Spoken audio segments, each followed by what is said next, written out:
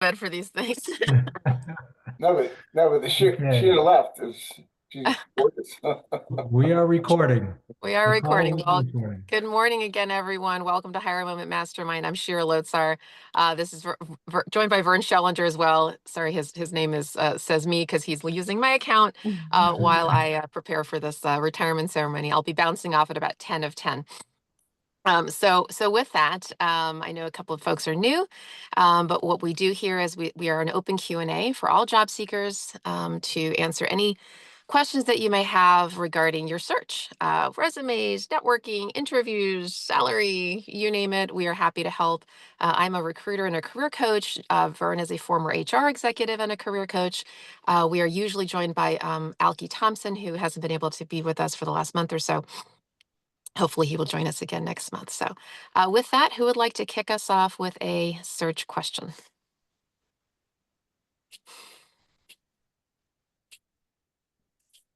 Don't be shy, we'll call on you. I have a question. Sure. I have gone through 6 years of nightmare medical problems, starting with stage 3C colon cancer in 2019 and crisis blood pressure and being critically high risk for the pandemic. And then I had 2 brain aneurysm surgeries, which the last one was a year ago. But I got good news yesterday that I'm going to be taken off of Plavix, which has also made me high risk for COVID and, falls and swelling. And so I don't know how to reference that in job interviews because I'm like, for 6 years I've been kind of, having health issues, and now it's coming to a close. I'm still kind of having anxiety around masks because I've been so high risk for so long, but this really is a game changer if I'm taken off of Plavix now. Yeah. So Monica, we could address your question in different ways. What is your specific question? So is it around, because I happen to know, since you and I have talked privately, that Yeah. you've been working, right? So it's not like you've been Yeah. taken off for 6 No, years. I haven't. Yeah. I feel really thankful that the stars aligned for me. And I've had the same boss for more than 20 years. He recently retired, and my main consulting company, I really honestly don't think I would have survived the pandemic without their support. It sounds like I'm exaggerating. And so No. it's just frustrating because of the work stoppage with USA that I have to change. I wouldn't do it. Sure. But So, I don't know how to frame so this, yeah. or if I should even talk about Well, I it. was just going to say, Anybody, so yeah. So anybody, yeah, yeah. I'll go ahead. I'm sorry to yeah, interrupt you because I know kind of where yeah, we do deal with this topic. And I'm yeah, going to address it from 2 perspectives because Monty, anytime we have a questions, right, we'd like to address everybody, right? Because other people might yeah, also be dealing with something. So I'm going to address it from 2 angles. Number one, from the Americans with Disabilities Act angle. yeah. But then also from the perspective, and this second part is not relevant to you, but it could be relevant to someone else on the call if someone else or someone has been sidelined for a while, right, and has to have left the job market for a while. How do you overcome that? I know, Monica, that's not your situation, but it could be for someone else. So in terms of the ADA, the Americans with Disabilities Act, first of all, you are not required at all to share anything about your medical history. That's the first thing. I'm going to put a period at the end of that statement. Okay. Nothing. However, comma, if, and I don't believe this is your situation, but again, for anyone on this call for whom this applies, and Jamie, you've been in HR, obviously, Vern, you've been in HR. If somebody needs what's called a reasonable accommodation, for example, I know of an individual right now, she has low vision, right? She might need a reasonable accommodation. You might have carpal tunnel syndrome. You need a reasonable accommodation. In other words, you may need to share with your employer. And then that phrase reasonable accommodation is a catchphrase. I mean, I'm not just saying those 2 words. Those actually are words that are associated with the Americans with Disabilities Act. It's a trigger for HR people. Oh, you need a reasonable accommodation? Okay, I'm listening up. And by the way, anytime you say that, HR is now under obligation not to discriminate against you because now you have indicated you have a disability. Okay. So they are like on high alert to not discriminate. Just please know that. But again, Monica, I'm not saying anybody has to do this, but if you do Yeah. it, right? That's the protection. And so you'd have to think to yourself, do you, I'm not, and this isn't, by the way, just our forum right here isn't for us to go deep into a personal situation. So you're going to have to think about it or talk to someone. But I say this to everybody. If you believe that a medical situation that you have will prevent you from giving your full time and attention to an employer, and you will need a reasonable accommodation to be able to work in the manner in which the employer wants you to work, you can talk to a doctor, a therapist, whoever it is that you need to speak with to find out what that reasonable accommodation might be. Now, might be something as simple as wearing a mask, which isn't really, an accommodation. Anybody can wear a mask, right? That could be the simplest around, right? Or it could be a modified work schedule, or that you need to go to doctor's appointments, or whatever it is. Okay. Again, I'm not an attorney. I don't play one on TV, but I just wanted to share that you can, if you can, if you need a reasonable accommodation, you can share that. So that's the first thing. The second thing, for those of you who are not in Monica's situation, and if you know of somebody who's been sidelined for a while, rather than saying, hey, I had a medical situation for 2 years or 3 years or whatever, you can simply say that you took you say, I took a personal sabbatical, say that, which is very, people do that sometimes. Or you can say that you had to deal with a family medical situation because you are your own family. So I had to deal with a family medical situation, and for X period of time, I'm now back in the market. I had a client once who had to take care of his dad who was ailing and was going to pass, and he had to take care of his ailing father, and then had to deal with his estate when his dad passed. So he was off the market for like 3 years, something like that, and that's literally what we put on his resume, right? That he, something about, cared for ailing father, whatever it was. So the point is, Monica, is that there are ways to overcome this, but you just have to be thoughtful and not share too much. And HR is not allowed to ask you about any of those things. Does that make sense? Yeah, well, I mean, like I'm looking for jobs that are remote. I'm willing to maybe come into an office once or twice a week, and like if I do communications, and so like if I went to, like, if let's say I had to go to a big conference, I might want to wear a mask, and I know that That's not a problem. Yeah, well, some people for communications, they think it's bad PR, and I respect that. But Well, because but you've got to do what's right for you. That's right. That's Yeah. right. Yeah. That's right.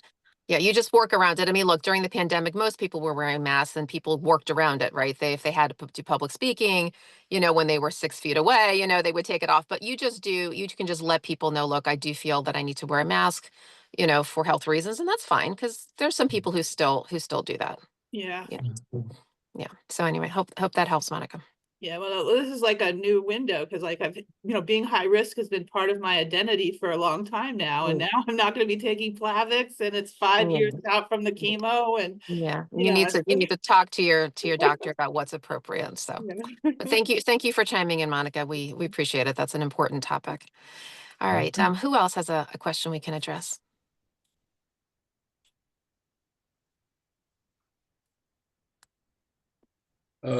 Pete. Or Mark, or Right. whoever, whichever.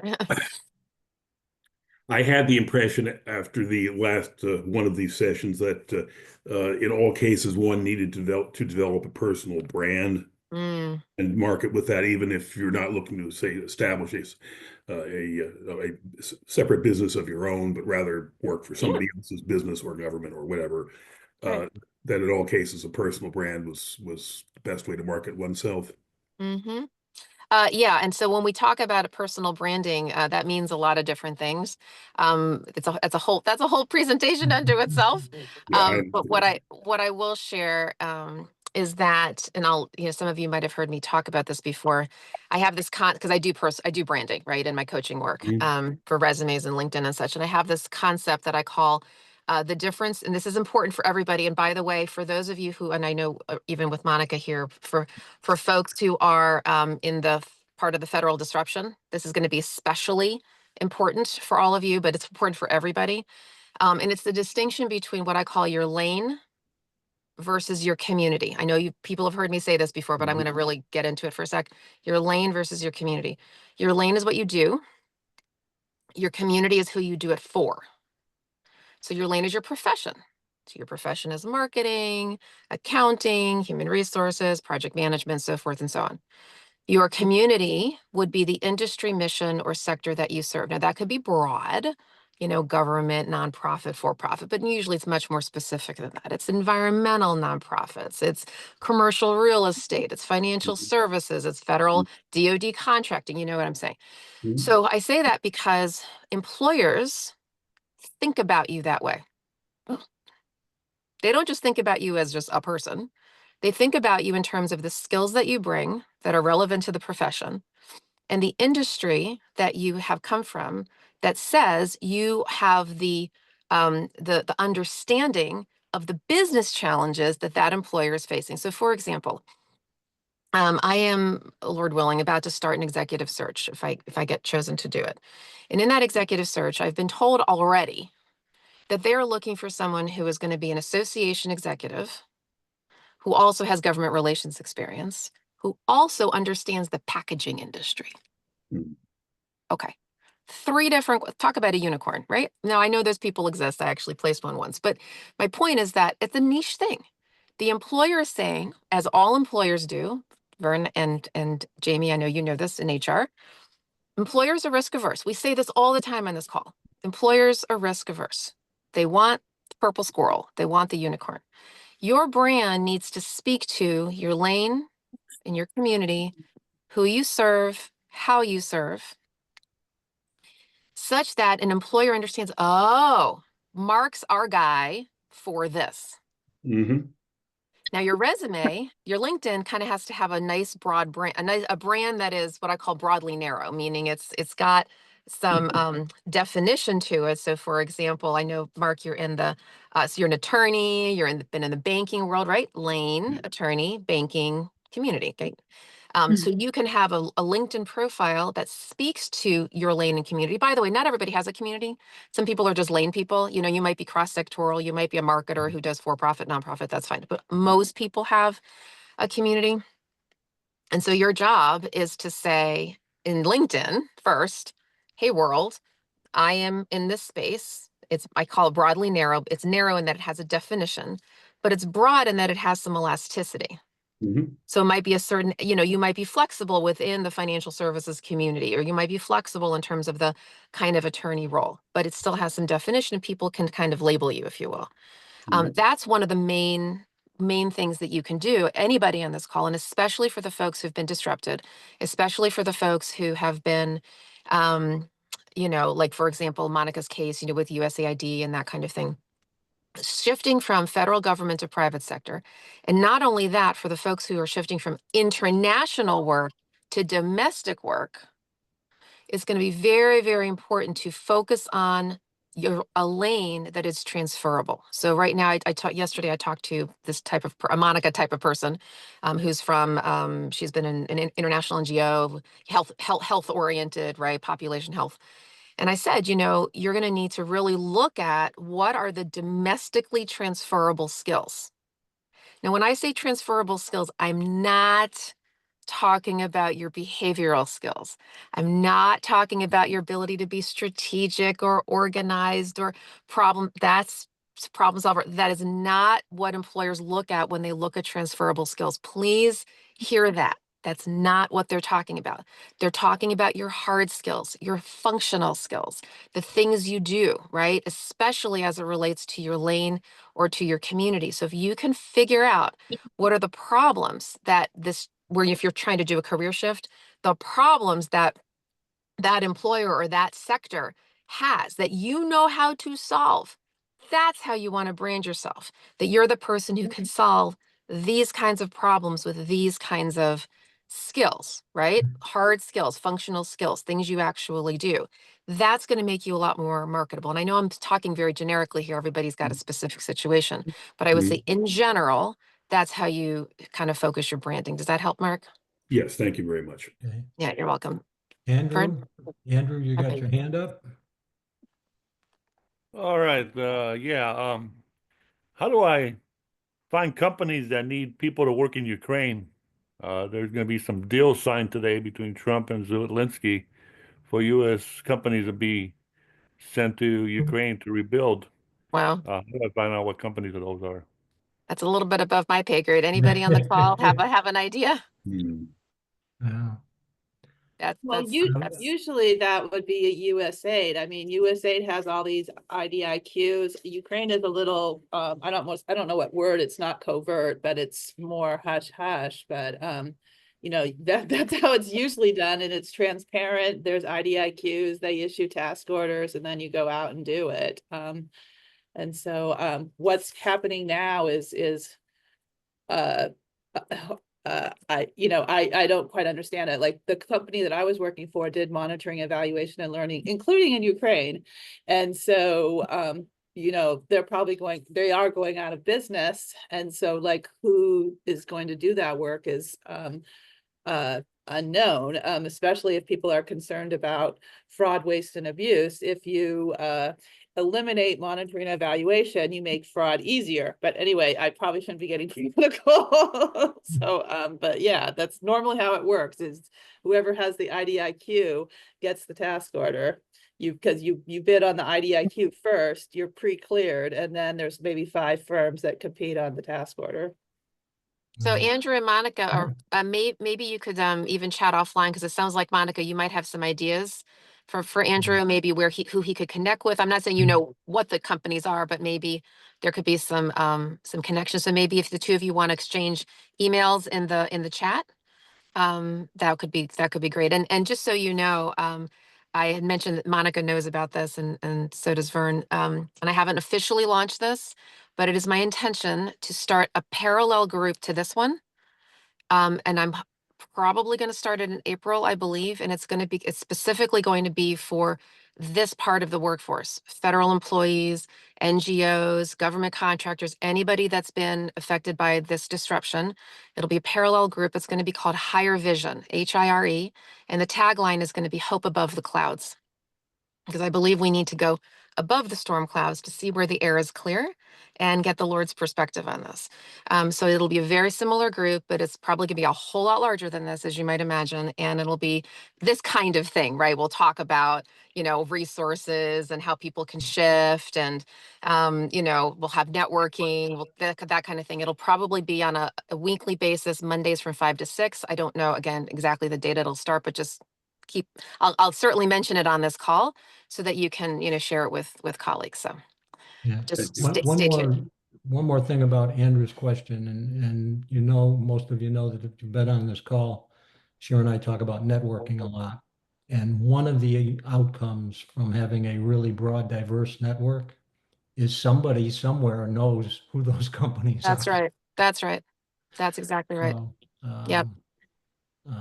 So Andrew, you may just kind of reach out to people in your network to see if they know, either they know, or maybe they can connect you with somebody who might know who those companies are. That's right. There was one Maybe you gentleman can- at my last job that was talking about this, and I didn't get his phone number, and I'm not. I Well, don't know if he's there. one thing you may want to do, and this is a tip for everybody, when you're trying to find a niche, or you're trying to reposition yourself, go to LinkedIn, go to the search bar in the upper left-hand corner. That will give you access to LinkedIn's database. Most people don't realize that LinkedIn really is a database. It's a database of all of our profiles, millions and millions of people. And you can be like we recruiters are. We use that search bar all the time, and we put in titles. We do a lot of things with it, but one of the things we do is put in titles. So, Andrew, if you go to LinkedIn, go to the search bar, you can put in different things. You can put in, you could just even put the word Ukraine, but you can put Ukraine construction or Ukraine DOD or anything like that. Any words that you think might help you connect with people who are already working in and around that region. Could be people for you to connect with. I'm not saying specifically who, right? But it could be a starting place to start swimming in that fish pond, because everybody's got a fish pond, right? There's probably the Ukrainian construction. Isn't that where you are? You're in the construction world. Is that right? As I recall. IT. IT, I apologize. Might be confusing with someone else, but yeah, so IT and Ukraine. Does that make sense? So I don't know exactly, but I just want to let everybody know you can use that search bar to go find people. Mhm. Other Other questions? questions? Pete. So I guess before my question, at the career competence, I think 2 Saturdays ago that you were the guest host on, one of the, I guess, nuggets that I really took away from that was when you're going into interviews, putting yourself on par with Mm-hmm. the, whoever Employer. you're interviewing with, as opposed to, Yeah, feeling your way down here and you're trying to, right. really important to have the mindset that you're equal Equal. with them, and just Yeah. thought I'd share that with others because a That's lot to me. that's a fabulous point, Pete. Just to restate that for everybody, if you weren't on that particular call, that presentation, it was a presentation on interviewing. And one of the points I was trying to make is that you are not in a subservient role to employers, even though you might think that you are, you're not. The employer, you and the employer are just as important in that conversation. Most people go into interviews thinking that the positionality is like this. And frankly, a lot of employers will make you feel that way. But that's not the case. That's not the case. When you go into an interview, you're not there to just, oh, Mr. Employer, let me do everything I can to prove to you my worth. You are the other side of this equation. This is a business negotiation. They have a need to solve. You have the skills to solve it. Let me say that again. They have the need that needs to be solved. You have the skills. It's the same thing when you're going and hiring a plumber, right? You've got a leaky faucet, find somebody who can fix that faucet. It is a business negotiation. There is no different. You're not looking at your plumber. You're not looking down at your plumber saying, oh, you're less than me. No, you have a need. They have a skill, and there you go. You're equal. And that's the way that you want to approach every interview. It's going to boost your confidence. It's going to empower you to ask better questions. It's going to empower you to vet the opportunity more holistically. Most people go into interviews with sort of this, what we call the halo effect, where it's like, oh, this looks like a great job because it's going to give me money. That may not be the right job for you. You've got to have the right filter to see, is this going to be the right role? Now, there's always a risk, and nobody knows everything about a role. Everybody's putting on their best face.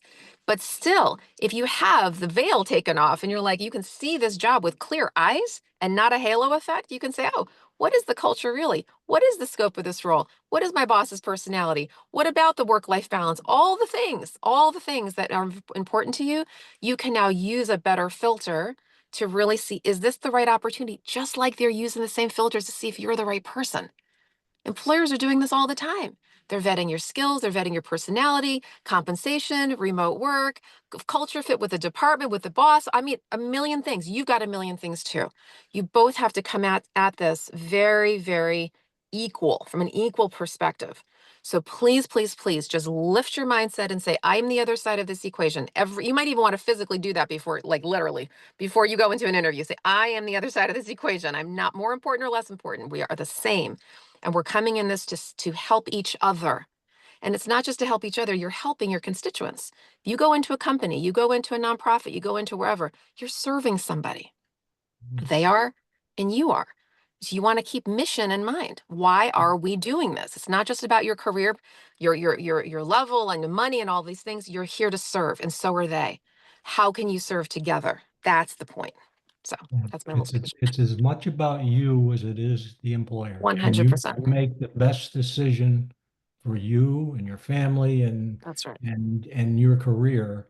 And so you want to make sure, as Shira said, you want to find out as much about the company as the company wants to find out about you. And I've, in my experience in job search, I mean, I've literally pulled myself out of a job search after I've interviewed because I said, this isn't the right place for me. That's right. It's just That's not. right. That's right. And sometimes when you're in the job search, that's a pretty difficult thing to do because you really want a job, but Yeah. you That's got right. to think long term. If you take That's that exactly job right. and then you're miserable, and 6 months or a year from now, you're looking for another job. You don't want to be in that place. If you just are looking for income, there are lots of ways to earn income.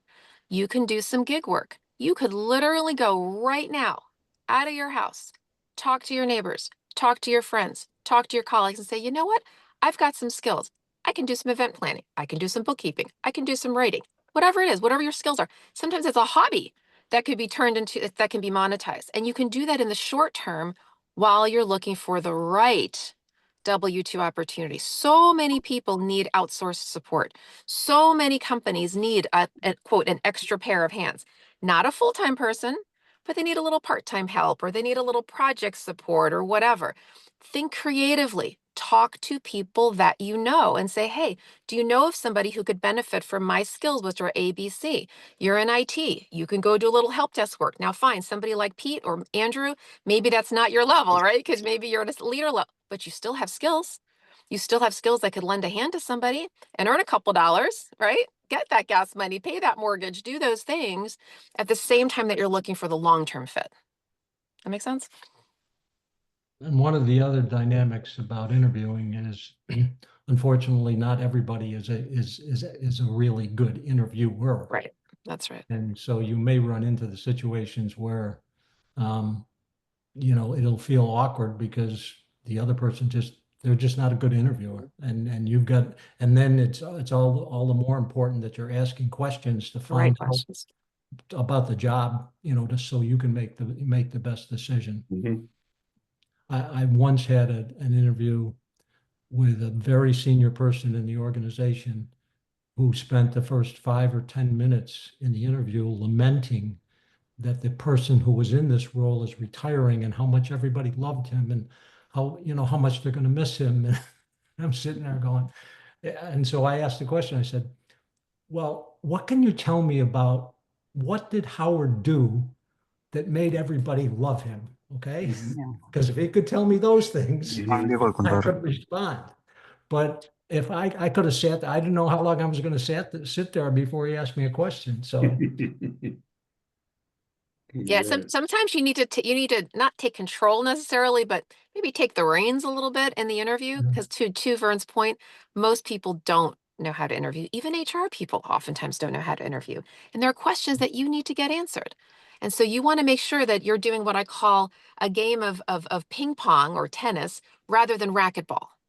So in ping pong or tennis, there's a ball and then you hit the ball and it's back and forth. Basically, it's a conversation. In racquetball, which is what most interviews are, I'll say it's QA, right? They cue and you're the wall. A, right? But if you do that back and forth, they cue, you A, you cue, they A, and all of a sudden you're having a conversation. Make sure to do that and have the confidence to do that. You don't have to sit there with your hands in your lap and just be a good little candidate, right? You are a business partner to them. I'm quite serious. Be a business partner to them. Show them that you're thoughtful. Show them that you have ideas. Show them that you have good questions. You're not being arrogant, of course, but being confident and letting them know that you have solutions for their problems. Monica, you're on mute. Yeah, well, I have a question about switching communities. I think you and I talked about this briefly, and I also have talked about this at a career confidence event. You know, because of the USAID furlough, I want to switch communities, and a community that would make sense to me would be the serving veterans community. And so my question about that is that I found myself crying when I was talking about it at the career confidence event. I had some experiences with friends' fathers who were, I guess what they called it, the Brown Navy.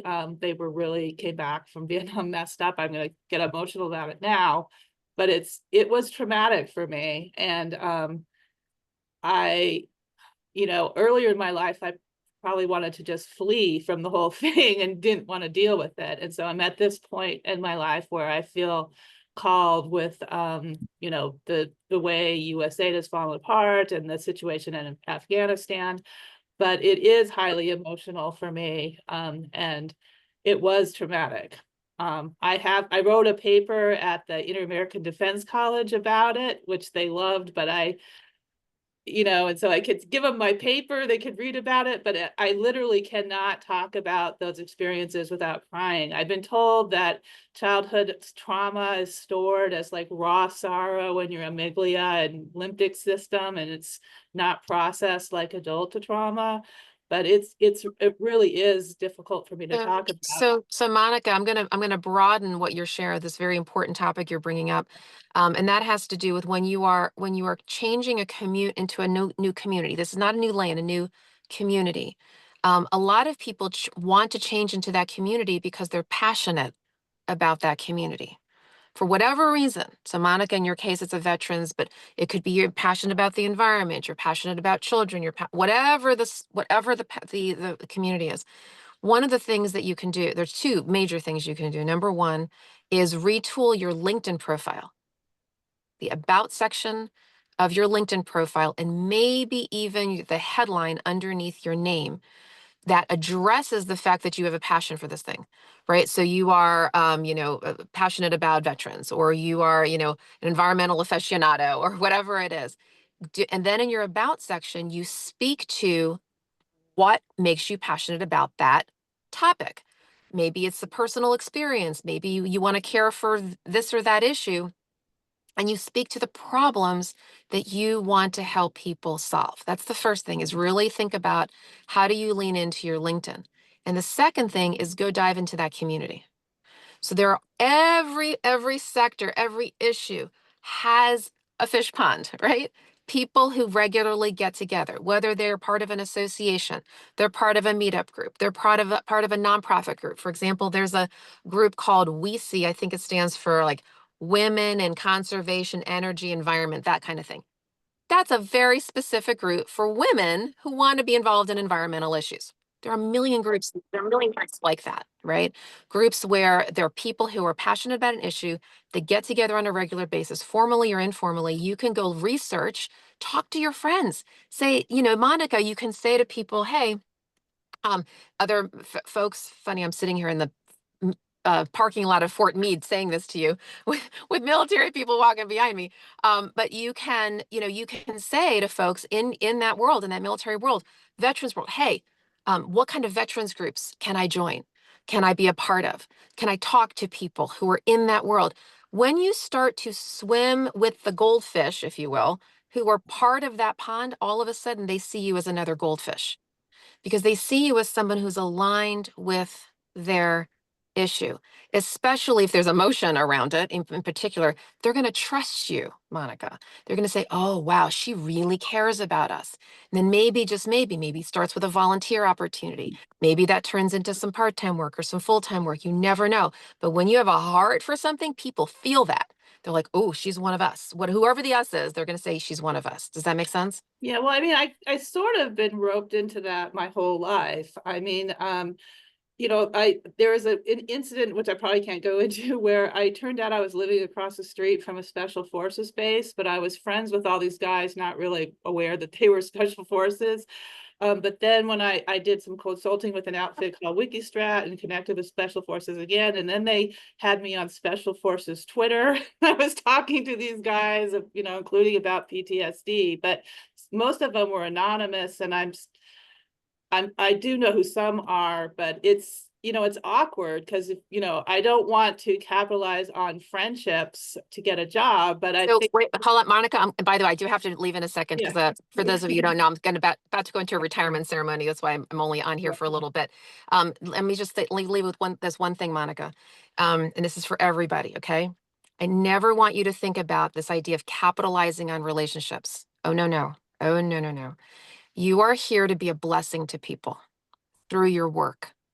When you reach out to somebody, anybody, a friend, a colleague, a neighbor, anybody, and you say, hey, here's how I can help. Here are my skills. What you are now doing is you are making yourself available to them or somebody that they know who has a problem you can solve.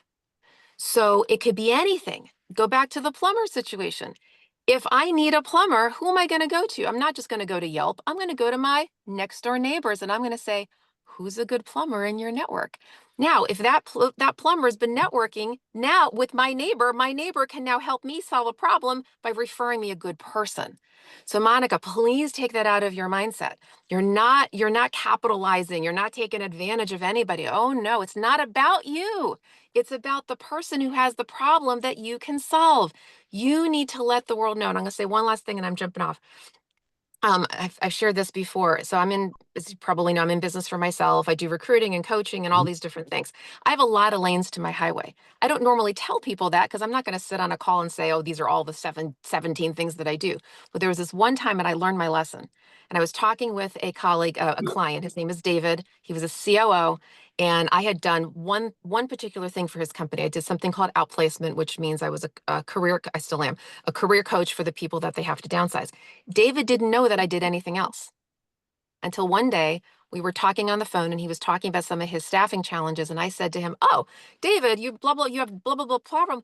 Did you, I also do XYZ. He goes, Shira. And he almost like slapped my hand on the phone. He goes, Shira, you've been hiding from me this whole time.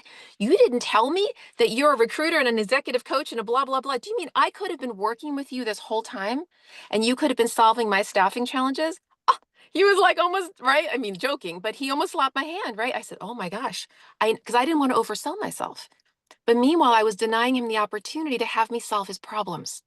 So Monica, everybody on this call, please let the people in your world know how you can help. What are your superpowers? Because they know people who need you. You're being a blessing to them. It's not about you. It's about service. So with that, I'm going to go into a retirement service for my friend who's retiring from the Coast Guard. God bless everybody. Thank you, Vern, for taking over. We'll see everybody soon. Okay. Thank you, Take Shira. care, Bye, Shira. Shira. Yeah. Thank you.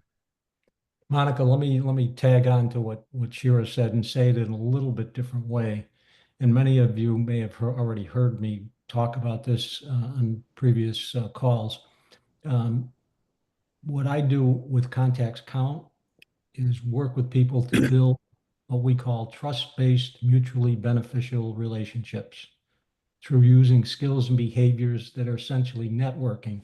And so when you have a trust-based, mutually beneficial relationship, you are there to help one another at any time, any place, anywhere.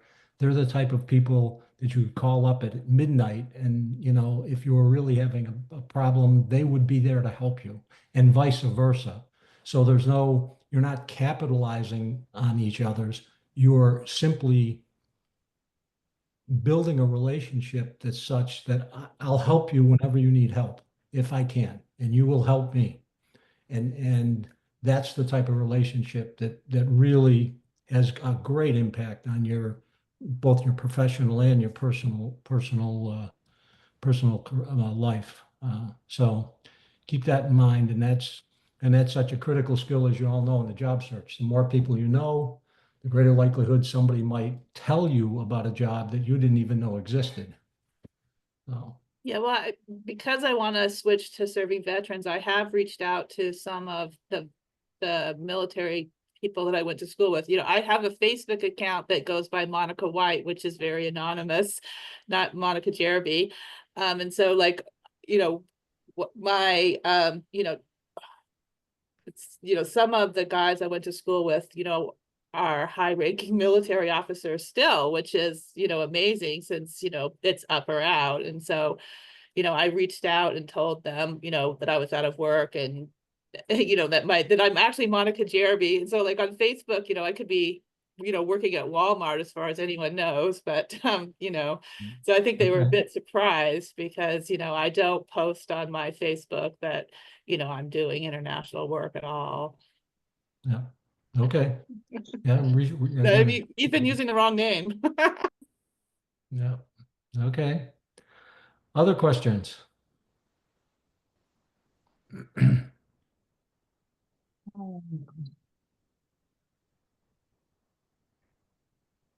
Vern, there was one in the chat. I don't know if No.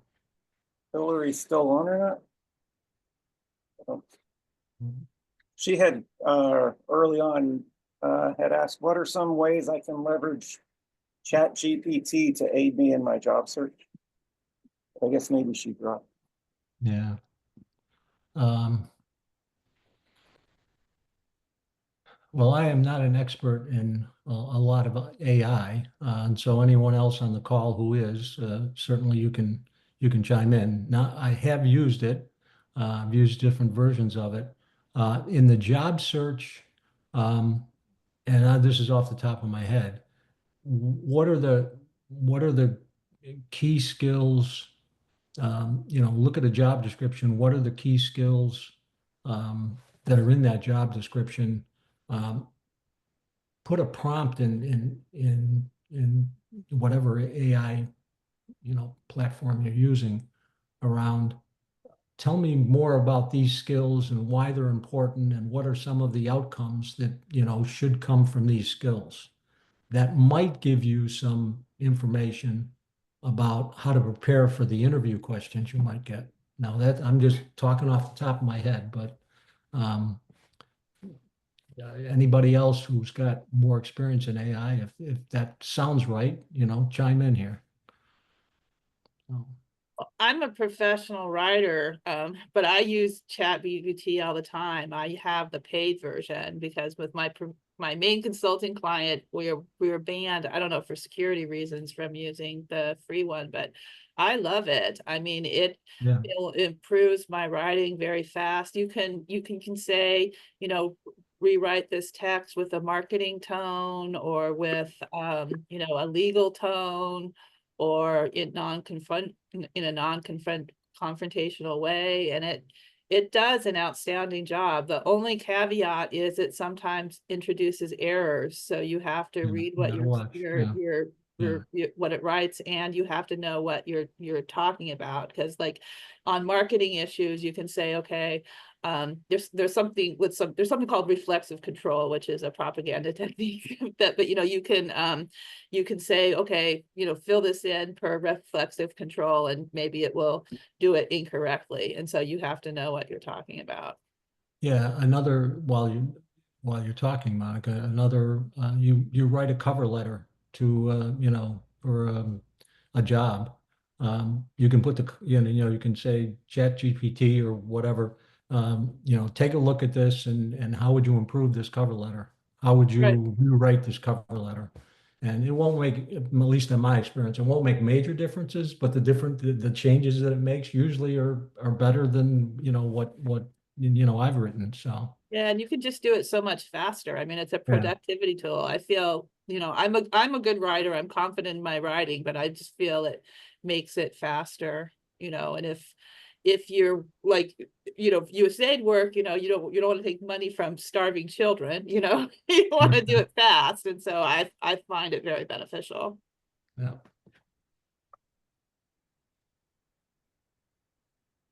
Other questions, other thoughts about Chat GPT? I have a question. Okay. I'm Svetlana. Yes. Hi. Um, I keep running into a lot of rejections on my job search. I'm searching for sort of a junior, probably junior level project management. I've already done project coordination, and I just finished the Google project management course. But I have not used a lot of the methodologies like Six Sigma, Kanban. I've only worked with waterfall basically and agile. So, but a lot of my experience is not very heavy into even using those methodologies. How do I guess gain this, how can I get into this role? You Yeah. know, I keep getting rejections. I mean, Well, yeah, I again, don't even, it, I need more specific information, but if you have a job description and you're yeah, applying for it, and then you said, well, I don't have a lot of experience in this, or I don't have a lot of experience in that, and you're doing a cover letter and applying for that job, and you don't, they've got these requirements, the top 3 or 4 bullets, and you're not really matching up with them well, then yeah, they're just gonna look at the resume and it's gonna, you're gonna get, you just like automatically rejected because this resume just, it doesn't, Yeah. fit what we're looking for. Is, and again, Shira, and I say this all the time, employers are risk averse. They're afraid to take a chance. You might, you could maybe go into one of those roles, learn the stuff on the job and be a great employee, but they don't know that. Versus this person's already done all of these things that we're asking for in the job description. Mhm. One of the things I would suggest to you is again to look to people that know you, people you've worked with before, and get their input in terms of um, your skills, your abilities, how you've, if it's people you've worked with before, what are the, positive things that I can bring to a job, not only skills wise, but, Yeah. innovations, anything like that, and then try to find the jobs that you're better aligned to and apply for those. Because I think it sounds like you're applying for jobs that, you're just automatically going to get rejected, and nobody, the job search is just an emotional roller coaster. I mean, you apply for something, you put your time and effort into it, and then you get rejected, and then you get rejected again, and that's not anything that really helps our mental thought Yeah. processes as we go through rejection, rejection, and rejection. But Yeah. that's the I mean, I nature of do apply within my capacity. I'm not, there's just a job posted with DuPont at a location where I used to work, but it's a really, really big corporate, business park that mostly DuPont owns. I know a vice president, like while on the call, I was looking over the job details and I was like, nope, I can't do it, because again, it was like Six Sigma and I don't have that, So Yeah. I don't apply to things that I don't qualify for. I have my own glass ceiling there, and I know my capabilities, but I'm getting rejected from jobs that I'm more than qualified for too. Okay. And All right. the keywords are there in the resume. I do the long applications. I don't know what else. Well, one of the other things that I would suggest, and again, this is a suggestion we often make on this call, is, what's the company you applying for? Can you go to LinkedIn and find, do you have anybody in your LinkedIn network who works Yeah. there, used to work there, might know somebody who works there, and get connected to someone that literally can pick your resume up and hand it to the hiring manager and say, Yeah. you really ought to talk to Yeah. this person. I've done that. I've sort of reverse searched exactly what you said. What I actually did was I went to my LinkedIn network. I went to everyone's like company and I was seeing if that company had open jobs. And I actually applied to some of them Okay. and still nothing. So and Are you getting any interviews or no, you're not? no, it's like I'm a ghost in this world. I Right. don't know. Yeah. Mhm. It's really, yeah. Um, and I feel like my resume is pretty good. It's very much specific to project management. I think the keywords are there. I should be getting past the ATS system. Maybe I'm not. I feel like I have some actual real people responding to me too. Okay. All right. Yeah. Well, I think my email's in the chat. If you want to, send me your resume, I can take a quick look at it. Shira and I both offer, at least some help to people, Thank you. whenever we can. So, Much appreciated. okay. Yeah. All right. Any other questions? I was just gonna make a comment. regarding Svetlana. One suggestion, like you said, you don't have any Six Sigma, or you say Six Sigma experience? Yeah, or Kanban. While you're in this transition period, maybe try and find an opportunity where you can volunteer, with an organization or somebody, and start developing that experience so that you can then, Mhm. volunteer experience is legitimate, giving you, Mhm. experience as well. The other Okay. thing about volunteer experience, if I was to interview you, um, I would hear what you said. Um, I would translate that into, it looks like she has the skills, but I'm not 100% sure. But if you volunteer, you're actually using your skills. You're using your Mhm. communication Yeah, skills, you're yeah, using your project right. management skills, and people see that you have the skills. And that's a much more definitive way for people to say, yes, this person is really good at X, Y, Z, or great customer service, or whatever the skills are. And Yeah, then you start to have people be able to refer you in a stronger way because they've seen your work, they've heard you, they've seen your communication style. So that, volunteering is always a good thing to do when you're in the job search. Um, and the other thing that can happen in volunteer situations is you simply start to meet more people who have, connections to more and more people, again, through networking. um, quick question. Do you think that you can volunteer at bigger companies, that are, you know, um, I don't know, 5,000 plus employees or 10,000? Yeah, like AstraZeneca. I'm in the pharmaceutical world. Um, I mean, I just don't, I think I probably need to get hired. And what kind of places would you would imagine would accept volunteer work?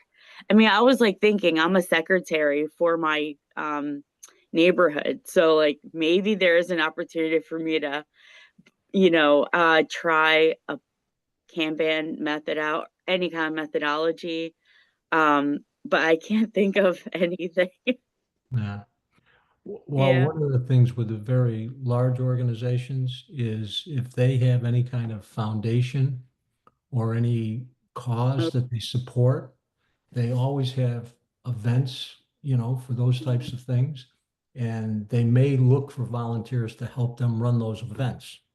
Mhm. That might be one option for you. Okay. Lala, Okay. All right. Thank you. Okay. All right. Thank you. Thank you. Monica?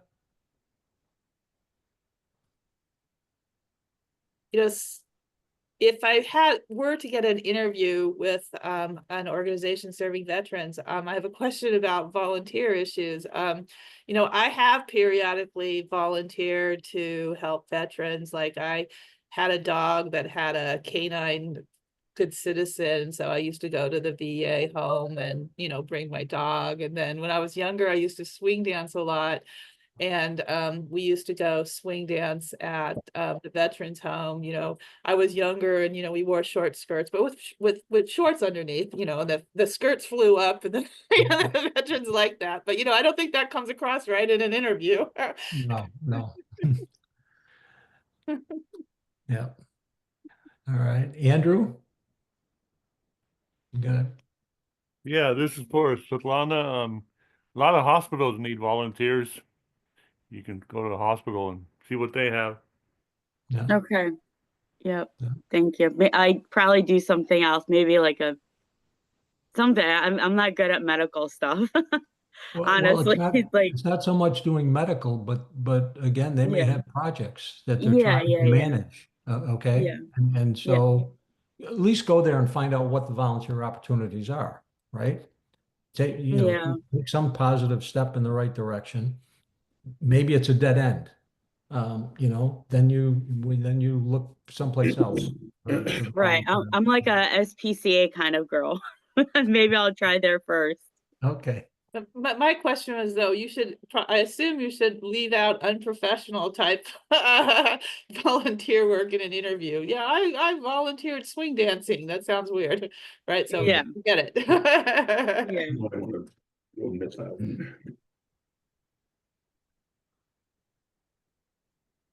All right.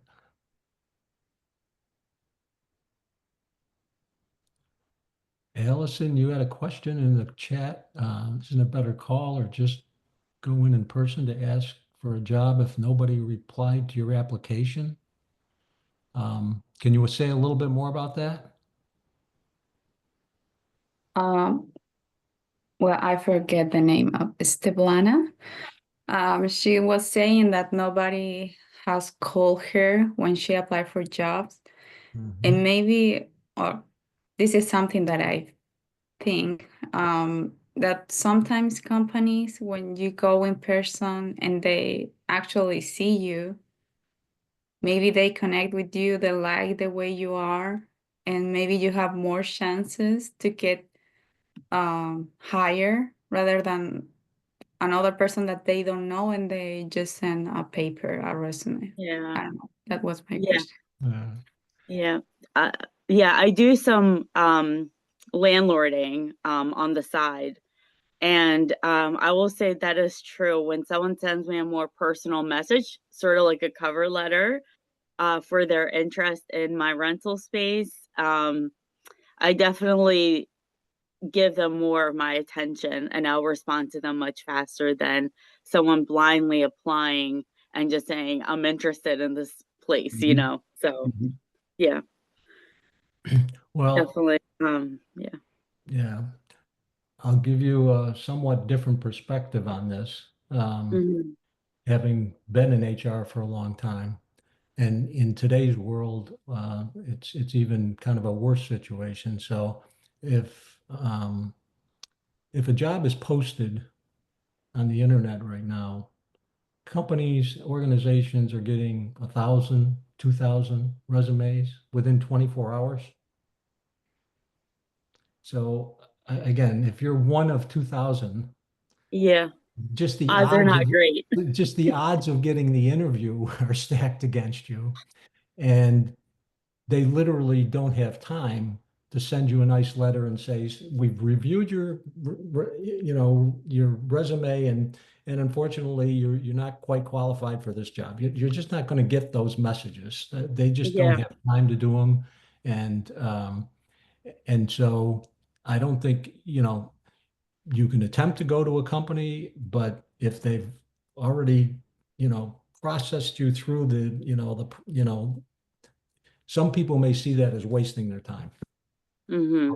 Now, again, if you have someone in your network who can introduce you to someone in the company, that might be a warmer introduction and you might actually be able to have a discussion with someone Yeah. and say, I know I wasn't selected for this job, but I'm really interested in this company. I'd love to be able, I'll keep looking for the jobs that you post. And again, to Allison's point, they get to see you, they have a little bit of a conversation with you, maybe something positive happens there. But that's kind of a long shot, I gotta tell you. Yeah. Yeah. So as an HR,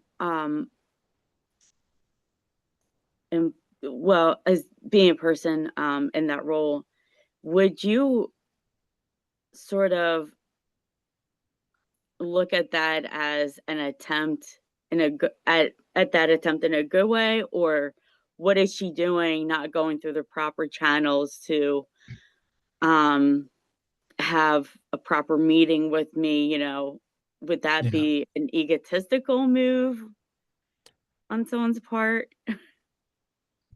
If you ask me It's called personally, closing the deal, man. yeah, well, if you ask me personally, I wouldn't be offended by that, but I Okay. can tell you that other people will. And you don't know that Right. because you don't know the person to begin with, right? Or the HR group. Mhm. And so Yeah, people are busy. They have Yeah. meetings and people are busy deadlines. and yeah. So Yes. which may ultimately hurt your chances for a job with that company in the future. Again, people are people, and we've all got our own opinions and our values and Mhm. the way we see things. Yeah, So Yeah. I disagree. I'm in sales, so sometimes they like your aggressiveness and, ways of doing things and, thinking outside the box, yeah, Anyway. well, But doing it in a polite way though, but not in an obnoxious way. yeah. Right. Yeah, of course.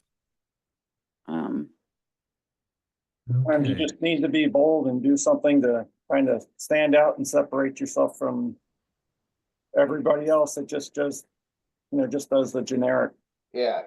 apply to the resume or. You hit it right on the nose, standing out, being different.